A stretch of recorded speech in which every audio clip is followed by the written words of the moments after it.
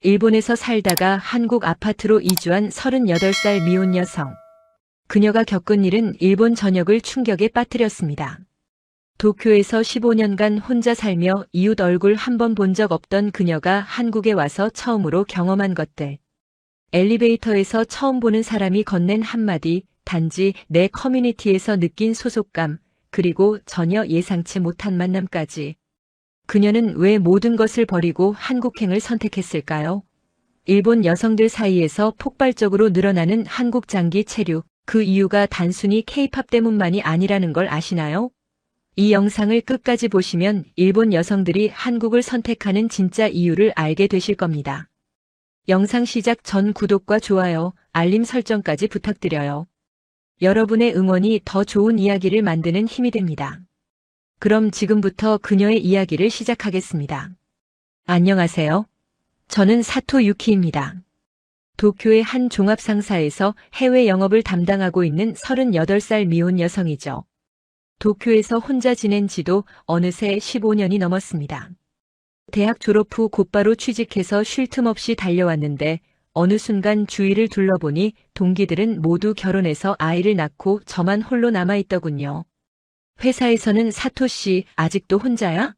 라는 농담이 늘 따라붙었고 부모님은 전화를 걸 때마다 맞선 이야기를 꺼내셨습니다. 처음에는 웃어넘겼지만 해가 거듭될수록 그 말들이 가슴에 날카롭게 박히기 시작했죠. 35이 넘어가면서부터는 명절에 친척들을 만나는 것조차 두려워졌습니다. 만날 때마다 같은 질문이 돌아왔으니까요. 무엇보다 힘들었던 건 집으로 돌아온 뒤의 시간이었습니다. 좁은 원룸 아파트 현관문을 열면 어둠과 정적만이 저를 맞이했어요. 이웃의 얼굴조차 모르는 채 5년을 살았습니다. 복도에서 누군가와 마주치면 서로 고개를 숙이고 빠르게 지나칠 뿐 한마디 인사를 나눈 적이 없었죠. 일본의 아파트 문화가 원래 그렇다고들 하지만 그 고립감은 나이가 들수록 점점 무거워졌습니다. 주말이면 이틀 내내 아무와도 대화하지 않는 날이 많았어요. 혼잣말이 늘어가고 있다는 걸 깨달았을 때 스스로가 조금 무서워지기도 했습니다. 어느 금요일 점심시간이었습니다. 회사 구내식당에서 후배들과 밥을 먹고 있었는데 갓 결혼한 스즈키 씨가 신혼여행 사진을 보여주며 행복하게 웃었습니다. 하와이 해변에서 남편과 찍은 사진, 고급 레스토랑에서의 저녁 식사, 수영장에서 칵테일을 들고 있는 모습. 다들 축하한다며 떠들썩했죠. 그때 옆에 있던 다나카 과장이 제게 슬쩍 물었습니다. 사토 씨는 언제 좋은 소식 들려줄 거냐고요. 순간 숨이 턱 막혔습니다. 웃음이 나오지 않았어요. 젓가락을 든 채 멍하니 앉아 있다가 핑계를 대고 자리에서 일어났습니다. 뒤에서 누군가가 수군거리는 소리가 들리는 것 같았지만 뒤돌아보지 않았습니다. 화장실로 가서 세면대에 손을 짚고 거울을 바라봤습니다. 피곤에 절은 눈, 생기 없는 피부, 어깨까지 축 처진 자세. 20대 때의 저와는 완전히 다른 사람이 거기 서 있었죠. 그때는 무엇이든 할 수 있을 것 같았는데 지금은 내일 출근하는 것조차 버겁게 느껴졌습니다. 대체 언제부터 이렇게 됐을까요? 열심히 일하면 행복해질 줄 알았는데 정작 행복이 뭔지조차 잊어버린 것 같았습니다. 결혼이 정답은 아니라고 스스로를 위로해왔지만 문제는 결혼 여부가 아니었어요. 저는 그저 외로웠습니다. 뼛속까지 외로웠죠. 거울 속에 제가 울고 있었습니다. 그날 저녁 집에 돌아와 편의점에서 산 도시락으로 대충 저녁을 때우고 맥주 캔을 땄습니다. 소파에 누워 텔레비전을 켜니 여행 프로그램이 나오고 있었어요. 화면 속에서는 어느 한국 아파트 단지의 일상이 펼쳐지고 있었습니다. 넓은 단지 안에 카페와 편의점이 있고 주민들이 산책로를 걸으며 자연스럽게 인사를 나누는 모습이었죠. 아이들이 놀이터에서 뛰어놀고 어르신들이 벤치에 앉아 담소를 나누는 풍경. 한 일본인 여성이 인터뷰에서 말했습니다. 한국에 와서 처음으로 이웃이 생겼다고요. 엘리베이터에서 만난 아주머니가 먼저 말을 걸어줬을 때 눈물이 났다고요. 그 말이 이상하게 가슴에 남았습니다. 저도 그런 경험을 해본 적이 없었으니까요. 며칠 후 회사에서 또 한 번 위기가 찾아왔습니다. 제가 3년 동안 공들여 맡고 있던 동남아시아 시장 개척 프로젝트가 갑자기 백지화된 거예요. 본사의 전략 변경이라는 이유였습니다. 수백 통의 이메일, 수십 번의 출장, 밤샘 작업들이 하룻밤 사이에 무의미해졌습니다. 상무님은 회의실에서 저를 불러 말했습니다. 이번 건은 어쩔 수 없었다고 회사 방침이 바뀌었으니 이해해달라고요. 다음 기회가 있을 거라는 말도 덧붙였죠. 하지만 그 위로가 오히려 쓸쓸하게 느껴졌습니다. 회사에서의 저는 그저 대체 가능한 부품 중 하나였으니까요. 집에 가는 전철 안에서 창밖을 보며 생각했습니다. 이 회사에 15년을 바쳤는데 정작 저에게 남은 건 뭘까요? 설상가상으로 그 주말 오랜 친구 아야카에게서 연락이 왔습니다. 둘째 아이가 태어났다며 사진을 보내왔죠. 갓 태어난 아기의 얼굴, 행복하게 웃는 아야카와 남편, 첫째 아이가 동생을 신기하게 바라보는 모습. 축하한다고 답장을 보내면서도 마음 한구석이 텅 비어가는 느낌이었습니다. 아야카와 저는 대학 시절 가장 친했는데 지금은 1년에 한두 번 만날까 말까 합니다. 그녀가 결혼하고 아이를 낳고 교회로 이사하면서 우리 사이의 거리는 점점 멀어졌죠. 그녀의 삶과 제 삶은 완전히 다른 궤도를 그리고 있었어요. 부럽다기보다는 그냥 쓸쓸했습니다. 그날 밤 잠이 오지 않아 뒤척이다가 불현듯 텔레비전에서 봤던 한국 아파트가 떠올랐습니다. 스마트폰을 꺼내 검색해보니 외국인을 위한 장기 임대 프로그램이 있더군요. 서울 근교의 신축 아파트 단지에서 3개월에서 1년까지 거주할 수 있는 프로그램이었습니다. 사진을 보니 단지 안에 피트니스 센터, 독서실, 공유 라운지까지 갖춰져 있었어요. 단지 내에 작은 공원도 있고 지하에는 대형마트까지 연결되어 있었습니다. 무엇보다 눈길을 끈 건 주민들의 커뮤니티 활동이었습니다. 요리 모임, 독서 클럽, 함께하는 아침 산책 모임까지. 일본에서는 상상도 못할 일이었죠. 이웃과 함께 요리를 한다고요? 모르는 사람들과 아침마다 산책을 한다고요? 마음이 동했습니다. 하지만 동시에 두려웠어요. 38살의 타국으로 혼자 떠난다고요? 말도 잘 통하지 않는 곳에서 3개월을 보낸다고요?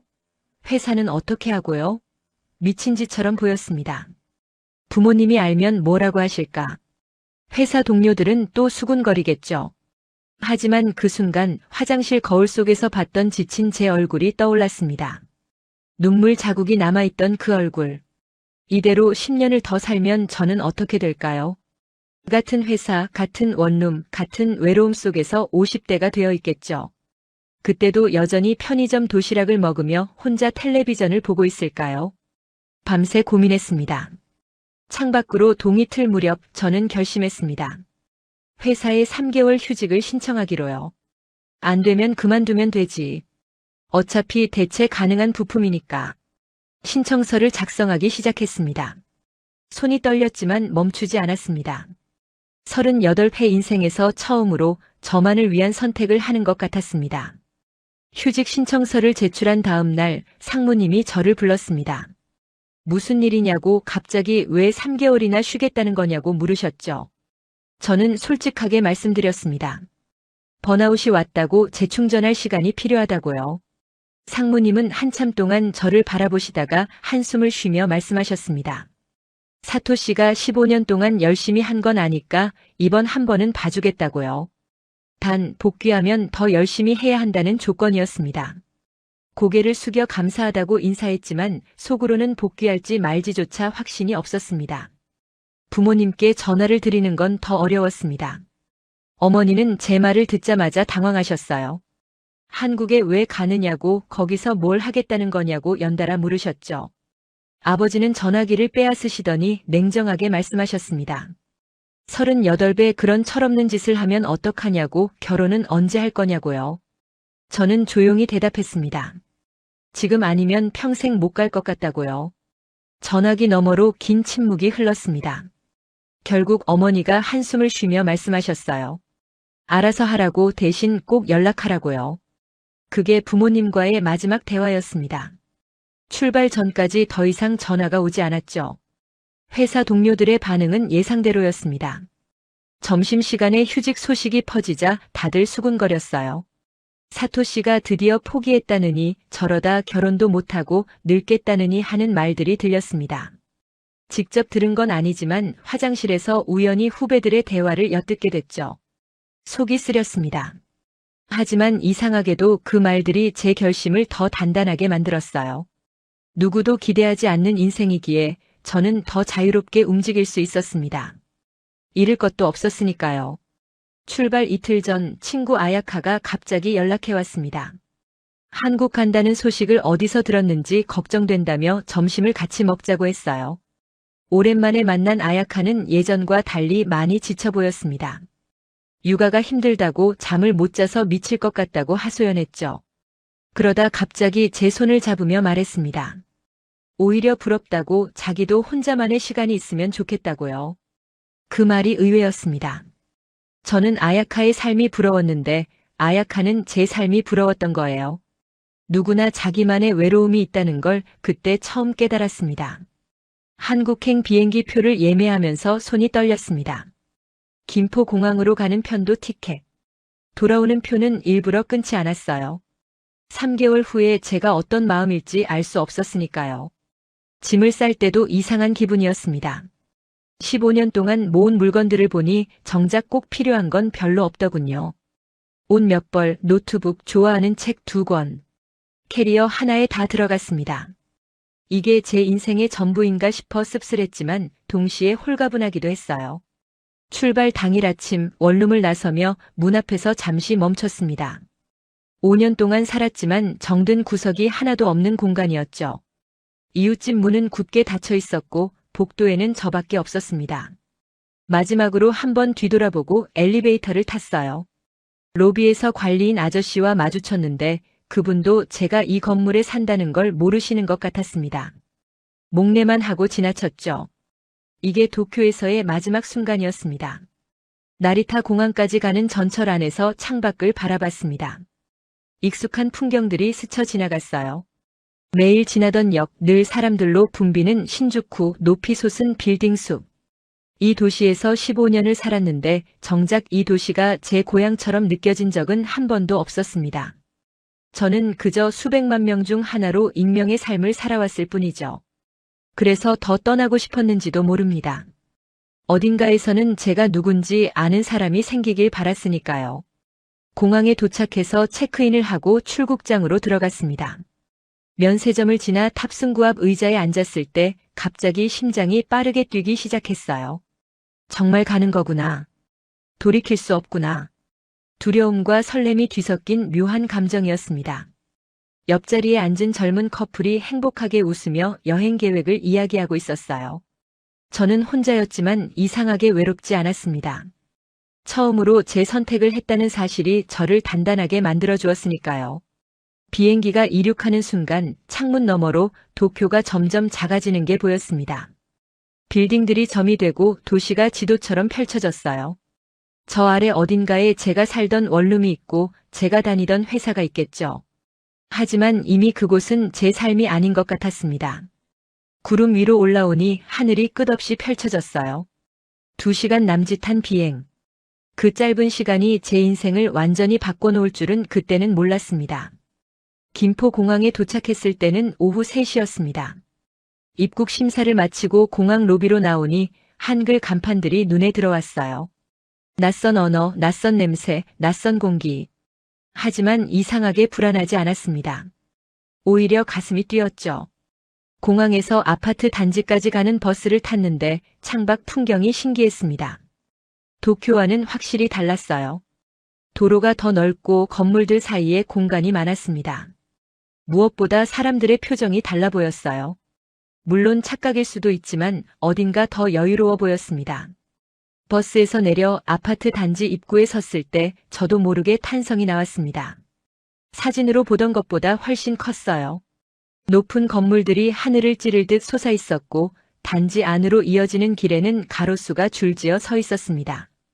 저 멀리 분수대가 보였고 아이들이 뛰어노는 소리가 들렸어요. 일본의 아파트와는 완전히 다른 세계였습니다. 캐리어를 끌고 관리사무소로 향하면서 생각했습니다. 이곳에서 저는 어떤 사람이 될 수 있을까요?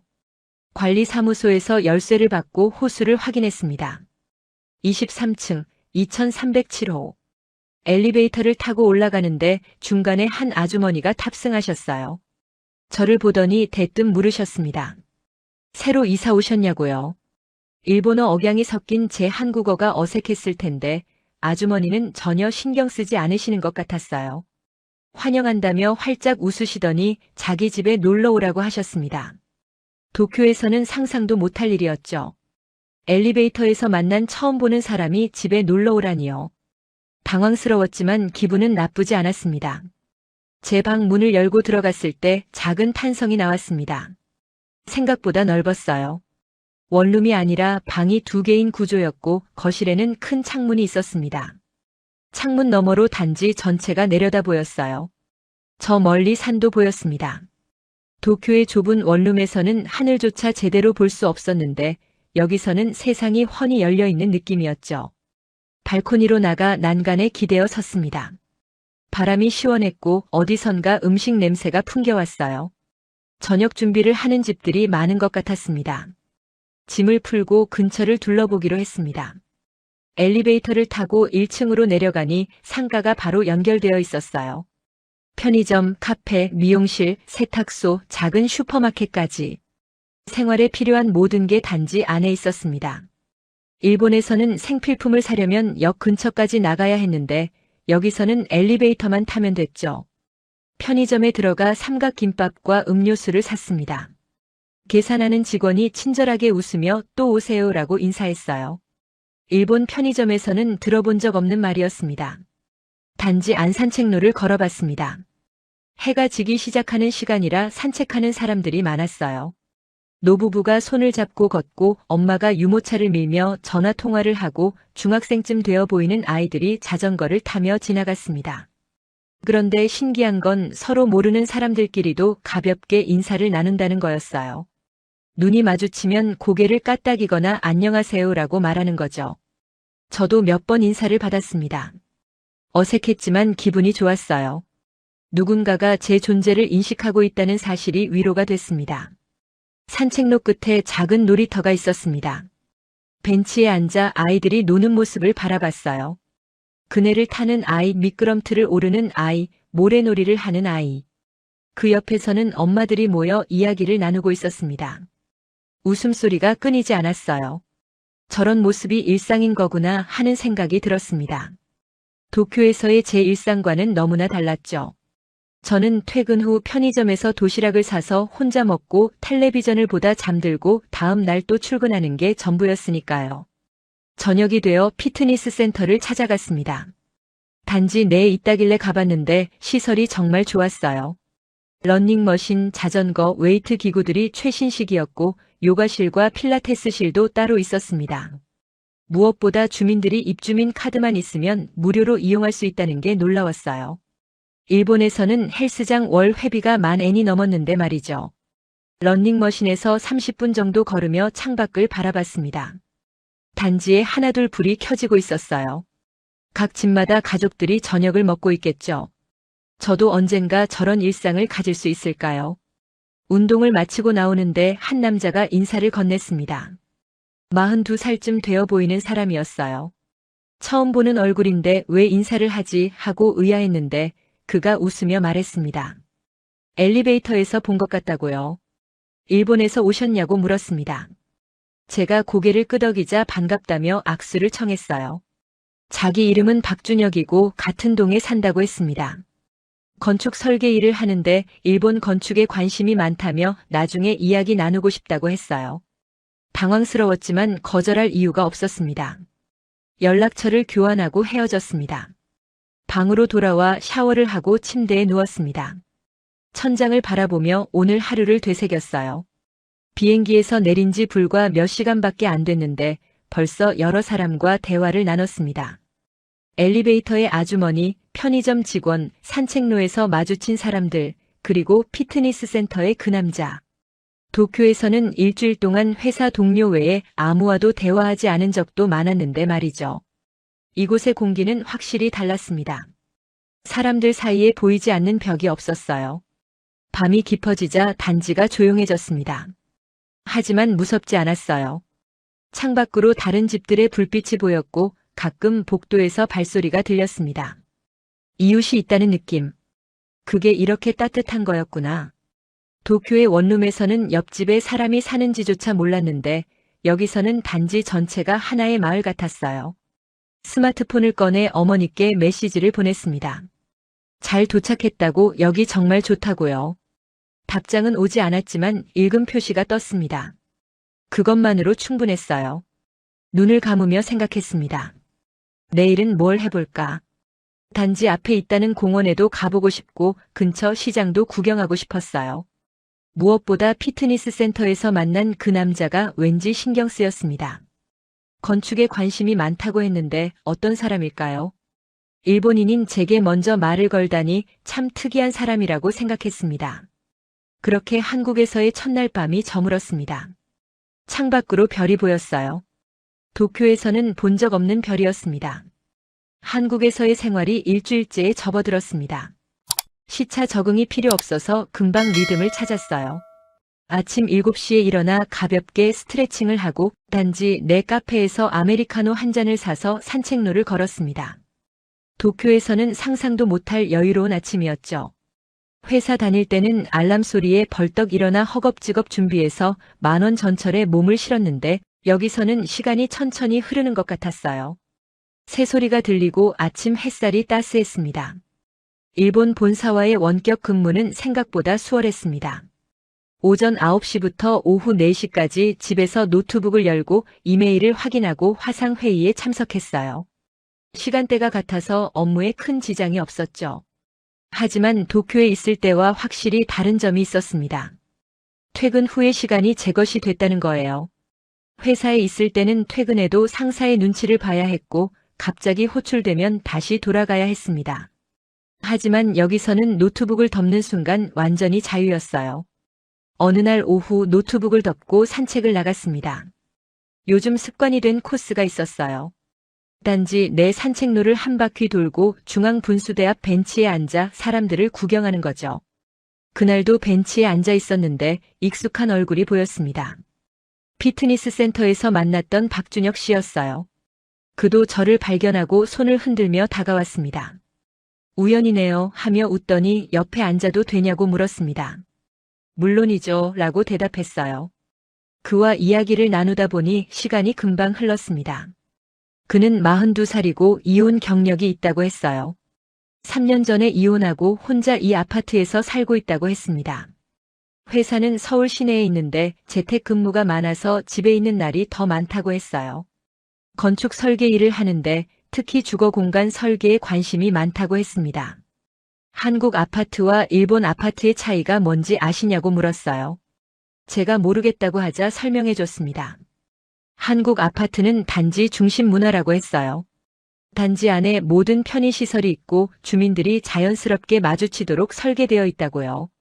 반면 일본 아파트는 프라이버시 중심이라서 최대한 마주치지 않도록 설계된다고 했습니다. 그래서 일본에서는 옆집에 누가 사는지 모르는 경우가 많다고요.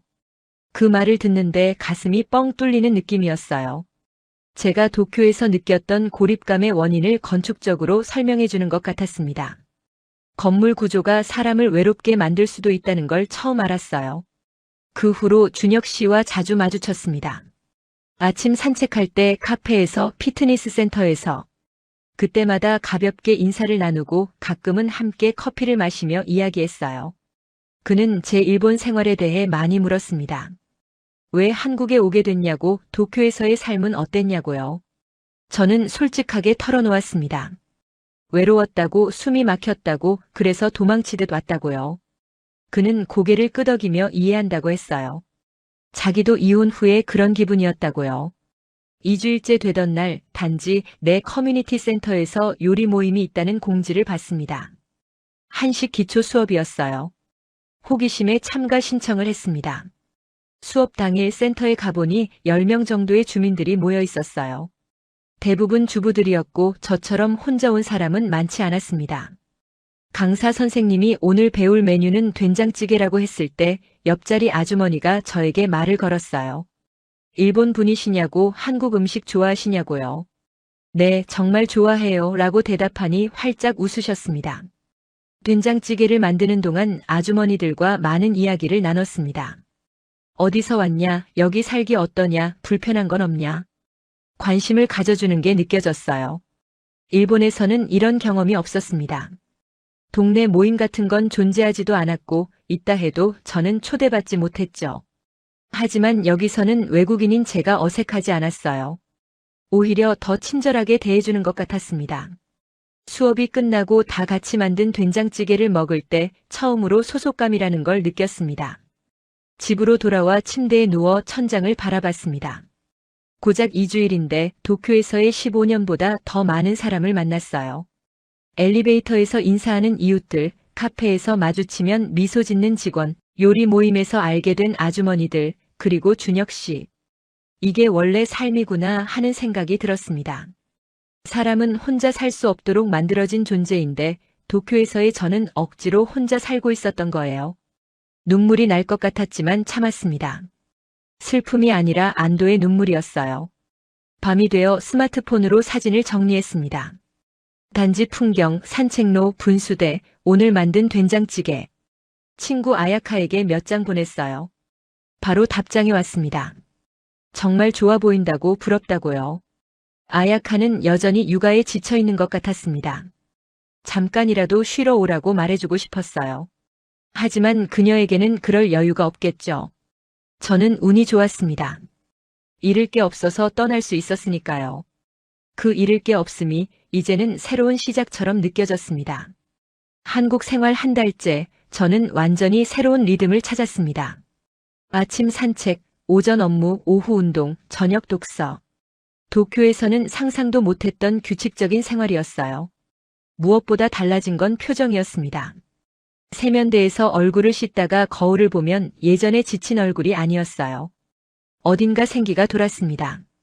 입꼬리가 살짝 올라가 있는 게 보였어요.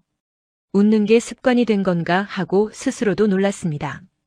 그날 저녁 단지 내 카페에서 노트북을 펴고 책을 읽고 있었습니다. 업무용이 아니라 그냥 읽고 싶은 책이었어요. 일본에서 가져온 무라카미 하루키의 소설이었습니다.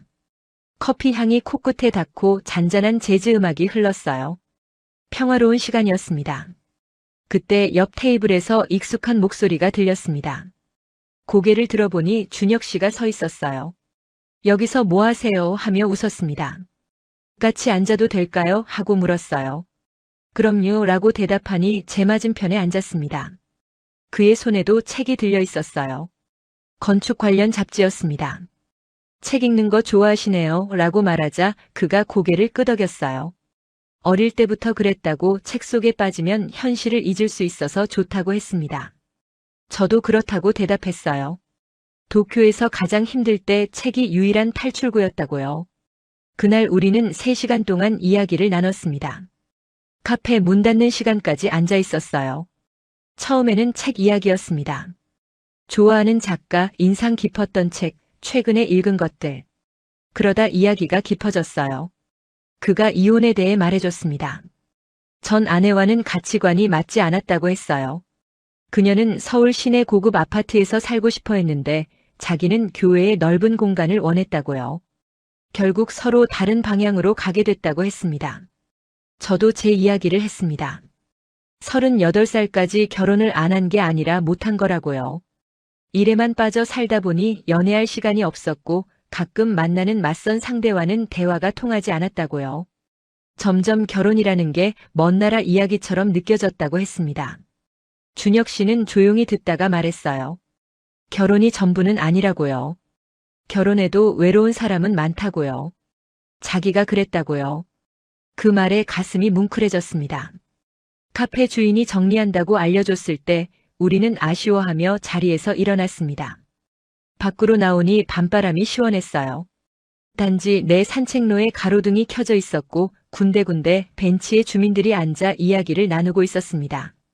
준혁 씨가 조금만 더 걸을까요? 라고 했어요. 네, 좋아요 라고 대답했습니다. 우리는 나란히 산책로를 걸었습니다. 아무 말 없이 걷는데도 어색하지 않았어요. 오히려 편안했습니다. 그가 갑자기 물었습니다. 일본에 돌아가면 뭐 하실 거냐고요? 저는 잠시 생각했습니다. 솔직히 아직 모르겠다고 대답했어요. 회사로 복귀할 수도 있고 아예 그만둘 수도 있다고요. 도쿄에서의 삶이 싫어서 떠나온 건데 다시 돌아가서 예전처럼 살 수 있을지 자신이 없다고 했습니다. 준혁 씨는 고개를 끄덕이며 말했어요. 어디서 사는지보다 어떻게 사는지가 중요한 것 같다고요. 일본에서도 한국에서처럼 살 수 있지 않겠냐고요. 그 말이 마음에 남았습니다. 어디서 사는지보다 어떻게 사는지. 맞는 말이었어요. 도쿄에서의 문제는 도쿄라는 도시가 아니라 제 삶의 방식이었는지도 모릅니다. 사람들과 담을 쌓고 일에만 매달리고 혼자 모든 걸 해결하려고 했죠. 하지만 여기서는 달랐어요. 도움을 요청하는 법을 배웠고 사람들과 어울리는 즐거움을 알았습니다. 이런 변화를 도쿄에서도 유지할 수 있을까요? 동입구에 도착해서 인사를 나눴습니다. 오늘 즐거웠다고 또 만나자고 했어요. 준혁 씨가 웃으며 말했습니다. 이번 주말에 단지 근처에 괜찮은 곳이 있는데 가보지 않겠냐고요. 강변 전망대라고 야경이 정말 예쁘다고 했습니다. 네, 가고 싶어요 라고 대답했어요. 그의 얼굴이 환해졌습니다. 그럼 토요일 저녁에 만나요 하며 손을 흔들었어요. 저도 손을 흔들며 헤어졌습니다. 엘리베이터를 타고 올라가면서 심장이 두근거렸습니다. 이게 설렘인가 하고 스스로에게 물었어요. 20대 이후로 느껴보지 못한 감정이었습니다. 일에 치여 살면서 연애 감정 같은 건 사치라고 생각했는데 이 나이에 이런 감정이 다시 찾아올 줄은 몰랐어요. 방에 들어와 침대에 누워 천장을 바라봤습니다. 토요일이 기다려졌습니다. 오랜만에 무언가를 기다리는 기분이었어요. 살아있다는 느낌이었습니다. 그날 밤 좀처럼 잠이 오지 않았습니다. 창밖으로 단지의 불빛들이 보였어요. 저 많은 집들 중 하나에 준혁 씨가 있겠죠. 지금 뭘 하고 있을까요? 저도 잠이 안 온다고 생각하고 있을까요? 혼자 웃음이 났습니다. 25살 때로 돌아간 것 같은 기분이었어요. 첫사랑 같은 두근거림.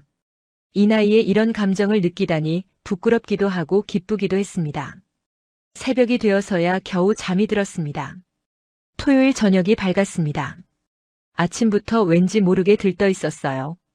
평소보다 일찍 일어나 산책을 하고 카페에서 커피를 마시며 시간을 보냈습니다. 오후가 되자 옷을 고르기 시작했어요.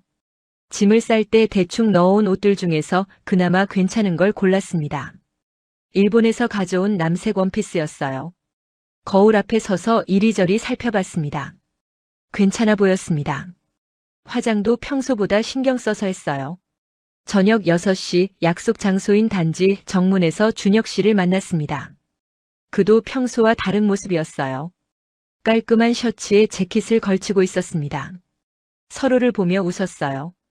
특별히 차려입었네요 라고 그가 말했습니다. 그쪽도요 라고 대답하니 멋쩍게 웃었어요. 우리는 단지 옆 강변으로 걸어갔습니다. 걸어서 15분 정도 거리였어요. 해가 지기 시작하는 시간이라 하늘이 주황빛으로 물들어 있었습니다. 강변 산책로는 사람들로 북적였습니다.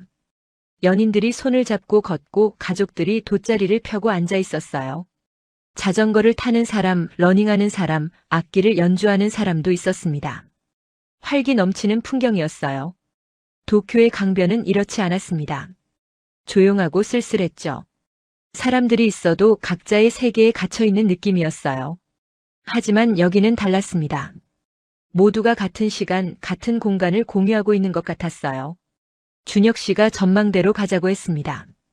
강변을 따라 10분쯤 더 걸으니 언덕 위에 작은 전망대가 나왔어요.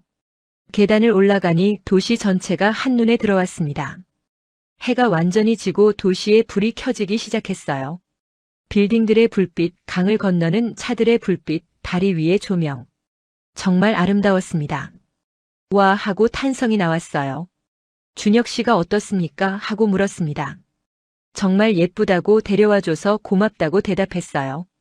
전망대 난간에 기대어 서서 야경을 바라봤습니다. 준혁 씨가 옆에 섰어요. 한동안 아무 말 없이 풍경을 감상했습니다. 바람이 불어와 머리카락이 흩날렸어요. 그가 조용히 말했습니다. 이혼하고 한동안 이 전망대에 자주 왔다고요. 혼자 야경을 보면서 생각을 정리했다고요. 그때는 모든 게 끝난 것 같았는데 시간이 지나니까 새로운 시작일 수도 있겠다는 생각이 들었다고 했습니다. 저도 제 이야기를 했습니다. 도쿄에서 왜 그렇게 외로웠는지, 왜 도망치듯 여기로 왔는지. 38회 동안 제대로 된 연애 한 번 못 해봤다는 것도요. 말하면서 부끄러웠지만 준혁 씨 앞에서는 솔직해질 수 있었어요. 그는 조용히 듣다가 말했습니다. 저도 비슷했다고요. 결혼해서도 외로웠다고요. 사람은 옆에 있어도 마음이 연결되지 않으면 혼자라고요. 그 말이 마음 깊이 스며들었습니다. 그가 갑자기 저를 바라봤습니다. 눈이 마주쳤어요. 그가 말했습니다. 당신이 일본에서 벗어나고 싶었다고 했잖아요. 여기서 계속 살아도 괜찮을 것 같아요. 적어도 저는요. 심장이 멎는 것 같았습니다. 그게 무슨 의미냐고 물을 용기가 나지 않았어요. 하지만 그의 눈빛은 진지했습니다. 농담이 아니었어요. 저는 아무 말도 하지 못하고 다시 야경을 바라봤습니다. 가슴이 너무 빨리 뛰어서 숨쉬기가 힘들었어요. 한참 후에야 입을 열었습니다. 아직은 모르겠다고요. 3개월 뒤에 어떻게 될지 저도 모른다고요. 하지만 지금 이 순간은 행복하다고요. 오랫동안 느끼지 못했던 감정을 느끼고 있다고요. 그가 고개를 끄덕이며 말했습니다. 그것만으로 충분하다고요. 지금 이 순간을 즐기면 된다고요. 미래는 그때 가서 생각하자고요. 그 말에 마음이 놓였습니다. 조급해할 필요가 없었어요. 전망대에서 내려오면서 그가 제 손을 잡았습니다. 따뜻한 손이었어요. 놀라서 그를 쳐다봤는데 그는 정면을 보며 걷고 있었습니다. 귀가 빨개진 게 보였어요. 저도 아무 말하지 않고 손을 맞잡았습니다. 두 사람의 발자국 소리만 들렸어요. 강변을 따라 걸으며 손을 잡고 있으니 마치 영화 속 장면 같았습니다. 이게 현실인지 꿈인지 분간이 안 됐어요. 하지만 그의 손의 온기는 분명히 현실이었습니다. 단지 정문 앞에 도착했습니다. 헤어지기 전 그가 말했어요. 내일 점심 같이 먹을까요? 단지 안에 괜찮은 국밥집이 있는데요. 네, 좋아요 라고 대답했어요. 그가 미소 지으며 손을 흔들었습니다. 저도 손을 흔들며 헤어졌어요. 엘리베이터를 타고 올라가면서 심장이 터질 것 같았습니다. 방에 들어와 문을 닫고 벽에 기대어 섰어요. 믿을 수가 없었습니다. 이 나이에 이런 일이 생기다니. 밤새 잠을 잘 수 없었습니다. 그날 이후로 준혁 씨와 거의 매일 만났습니다. 아침 산책을 함께하고 점심을 같이 먹고 저녁에는 카페에서 이야기를 나눴어요. 가끔은 아무 말 없이 나란히 앉아 각자 책을 읽기도 했습니다. 그런 시간이 어색하지 않았어요. 오히려 편안했습니다. 누군가와 함께 있어도 혼자만의 시간을 가질 수 있다는 게 신기했어요. 도쿄에서는 다른 사람과 함께 있으면 항상 신경이 곤두섰는데 그와 함께 있으면 그렇지 않았습니다. 한국 생활 2달째에 접어들었습니다. 이제 주변 지리도 익숙해지고 간단한 한국어도 늘었어요. 마트에서 혼자 장을 볼 수 있게 됐고 카페에서 주문할 때도 더듬거리지 않게 됐습니다. 무엇보다 달라진 건 사람들과의 관계였어요. 엘리베이터에서 만나는 이웃들이 제 이름을 기억해줬고 요리 모임에서 알게 된 아주머니들이 가끔 반찬을 나눠주셨습니다. 일본에서는 상상도 못할 일이었죠. 어느 일요일 오후 준혁 씨가 자기 집에 놀러 오라고 했습니다. 처음으로 그의 집에 가는 거였어요. 긴장되면서도 기대됐습니다. 같은 동이라 엘리베이터 몇 층만 올라가면 됐어요. 그의 집은 제 방보다 넓었습니다. 거실에 책이 가득한 책장이 있었고 발코니에는 화분들이 놓여 있었어요. 창밖으로 제가 매일 산책하는 단지 산책로가 보였습니다. 여기서 저를 봤겠구나 하는 생각이 들었어요. 그가 커피를 내려줬습니다. 직접 볶은 원두라며 자랑스럽게 말했어요. 커피 향이 집 안에 퍼졌습니다. 소파에 앉아 커피를 마시며 이야기를 나눴어요. 그의 이혼 이야기를 더 자세히 들었습니다. 전 아내는 성공에 대한 욕심이 컸다고 했어요. 자기는 그냥 평범하게 살고 싶었는데 그녀는 더 크고 비싼 집을 원했다고요. 결국 서로를 이해하지 못해서 갈라서게 됐다고 했습니다. 저도 제 이야기를 했습니다. 왜 결혼을 못했는지, 왜 연애에 실패했는지. 25살 때 처음 사귄 남자친구는 제가 일에 빠져 있다며 떠났다고요. 그 뒤로 몇 번의 맞선이 있었지만 모두 실패했다고요. 일에만 매달리는 저를 이해하는 사람이 없었다고요. 말하다 보니 목이 메었습니다. 준혁 씨가 조용히 다가와 제 손을 잡았어요. 괜찮다고, 지금 여기 있으니까 괜찮다고요. 그날 저녁 그가 요리를 해줬습니다. 된장찌개와 계란말이, 간단한 반찬들. 음식 솜씨가 좋았어요. 식탁에 마주 앉아 밥을 먹는데 이런 게 일상이면 좋겠다는 생각이 들었습니다. 누군가와 함께 저녁을 먹고 이야기를 나누고 웃는 것. 도쿄에서는 한 번도 경험하지 못한 일이었어요. 편의점 도시락을 혼자 먹던 저녁들이 떠올랐습니다. 그때의 제가 지금의 저를 보면 믿을 수 있을까요? 식사 후 발코니로 나갔습니다. 나란히 서서 단지의 야경을 바라봤어요. 그가 말했습니다. 한국에 계속 있으면 안 될까요? 직장 문제는 어떻게든 해결할 수 있을 거라고요. 저는 한참 동안 대답하지 못했습니다. 마음은 여기 있고 싶었어요. 하지만 현실적인 문제들이 많았습니다. 비자 문제, 직장 문제, 부모님 문제. 38배 결정은 25의 결정과 달랐어요. 무작정 감정에만 따를 수 없었습니다. 솔직하게 말했습니다. 아직 모르겠다고요. 당신과 함께 있고 싶은 마음은 확실한데 현실이 복잡하다고요. 일본에 돌아가서 정리할 게 많다고요. 하지만 이건 확실하다고, 당신을 만나서 행복했다고요. 준혁 씨는 고개를 끄덕이며 말했어요. 기다리겠다고요. 어떤 결정을 내리든 존중하겠다고요. 하지만 가능하다면 다시 와줬으면 좋겠다고요. 그 말에 눈물이 나올 것 같았습니다. 집으로 돌아와 침대에 누웠습니다. 천장을 바라보며 생각했어요. 38회 동안 제 인생은 뭘까? 일만 하다가 끝나는 건가? 이제야 처음으로 사랑이라는 감정을 느꼈는데 놓쳐야 하는 건가? 눈물이 흘렀습니다. 도쿄로 돌아가는 게 두려웠어요. 예전의 삶으로 돌아가는 게 무서웠습니다. 하지만 도망만 할 수도 없었어요. 정리해야 할 게 있었습니다. 일단 돌아가서 결정하자고 생각했습니다. 그날 밤 꿈을 꿨습니다. 이 아파트 단지에서 준혁 씨와 함께 산책하는 꿈이었어요. 손을 잡고 걸으며 웃고 있었습니다. 아이들이 뛰어노는 소리가 들렸고 저녁 해가 따스하게 비쳤어요. 꿈에서 깨어났을 때 베개가 젖어 있었습니다. 울면서 잤나 봐요. 아침 햇살이 창문으로 들어왔습니다. 한국에서의 시간이 얼마 남지 않았다는 걸 깨달았습니다. 3개월이 끝나가고 있었습니다. 일본으로 돌아가는 비행기 표를 예매할 때 손이 떨렸어요. 돌아가고 싶지 않았습니다. 하지만 회사의 휴직 기간 연장을 요청할 수는 없었어요. 이미 3개월이라는 시간을 받은 것만으로도 감사해야 했습니다. 짐을 싸면서 이 방에서의 시간들을 떠올렸어요. 처음 도착했을 때의 설렘, 이웃들과의 따뜻한 만남, 준혁 씨와의 시간. 모든 게 꿈처럼 지나갔습니다. 출발 이틀 전 준혁 씨와 함께 처음 갔던 강변 전망대에 다시 갔습니다. 같은 장소, 같은 야경. 하지만 감정은 달랐어요. 처음 왔을 때는 설렘이었는데 이번에는 아쉬움이었습니다. 그가 말없이 제 손을 잡았어요. 손이 차가웠습니다. 저도 긴장하고 있었어요. 한참을 그렇게 서 있다가 그가 입을 열었습니다. 꼭 돌아와야 한다고요. 여기서 기다리겠다고요. 저도 말했습니다. 돌아가서 정리하겠다고요. 회사 문제, 부모님 문제, 모든 걸 정리하고 결정하겠다고요. 확실한 건 여기서의 삶이 저를 변화시켰다는 거라고요. 더 이상 예전처럼 살 수 없다고요. 준혁 씨가 고개를 끄덕이며 말했어요. 어떤 결정이든 응원하겠다고요. 하지만 가능하다면 이 단지에서 함께 산책하고 싶다고요. 그 말에 눈물이 흘렀습니다. 출발 당일 아침 발코니에 마지막으로 섰습니다. 단지 전체가 한눈에 들어왔어요.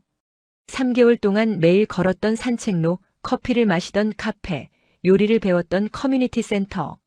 모든 곳에 추억이 담겨 있었습니다. 아래에서 아이들이 등교하는 모습이 보였어요. 엄마들이 손을 흔들며 배웅하는 모습도요. 저도 언젠가 저런 일상을 가질 수 있을까요? 가능하다면 여기서 가지고 싶었습니다. 준혁 씨가 공항까지 배웅해줬습니다. 버스 정류장까지 함께 걸으며 많은 이야기를 나눴어요. 앞으로의 계획, 연락 방법, 다시 만날 약속. 버스가 도착했을 때 그가 저를 안아줬습니다.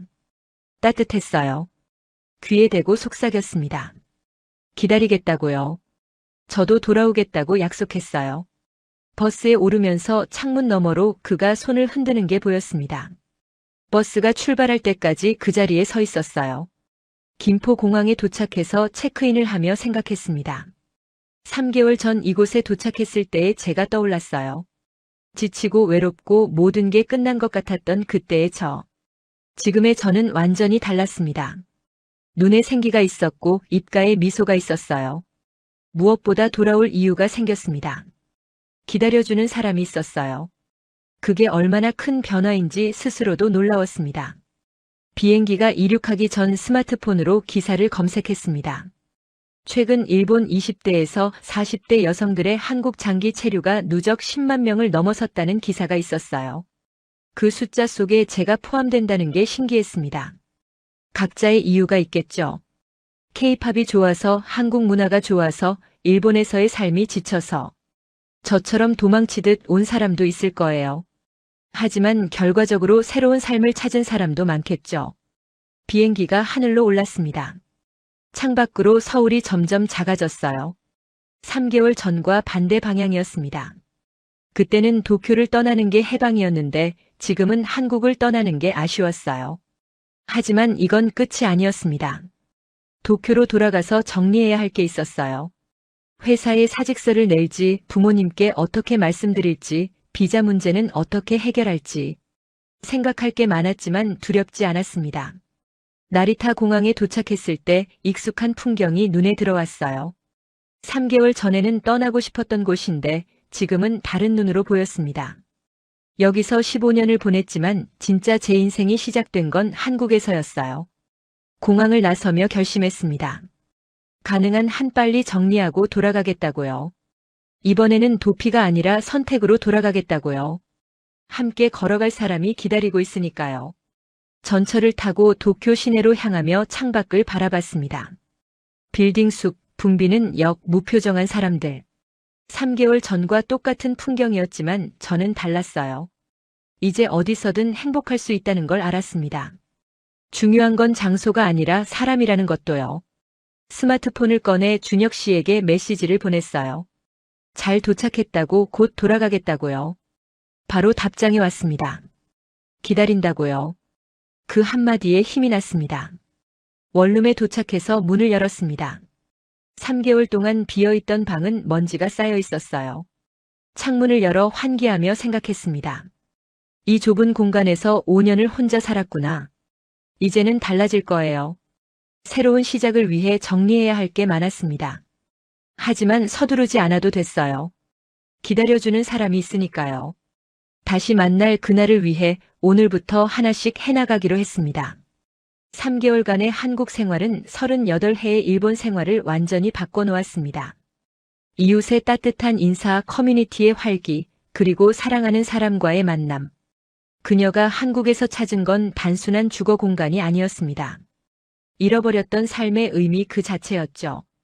현재 일본 20대에서 40대 여성의 한국 장기 체류자가 10만 명을 돌파했습니다. 이 숫자가 증명하는 것은 무엇일까요? 한국의 아파트 문화, 사람들 사이의 적당한 거리감, 혼자여도 외롭지 않은 커뮤니티. 일본에서는 경험할 수 없는 새로운 삶의 방식이 그들을 끌어당기고 있습니다. 그녀의 이야기는 끝이 아니라 시작입니다. 지금 이 순간에도 새로운 삶을 찾아 한국행 비행기에 오르는 일본 여성들이 있습니다. 여러분의 생각은 어떠신가요? 댓글로 의견 남겨주세요. 이 영상이 도움이 되셨다면 구독과 좋아요 부탁드립니다. 알림 설정까지 하시면 새로운 이야기를 가장 먼저 만나실 수 있습니다. 수 있습니다. 수 있습니다. 수 있습니다. 수 있습니다. 수 있습니다.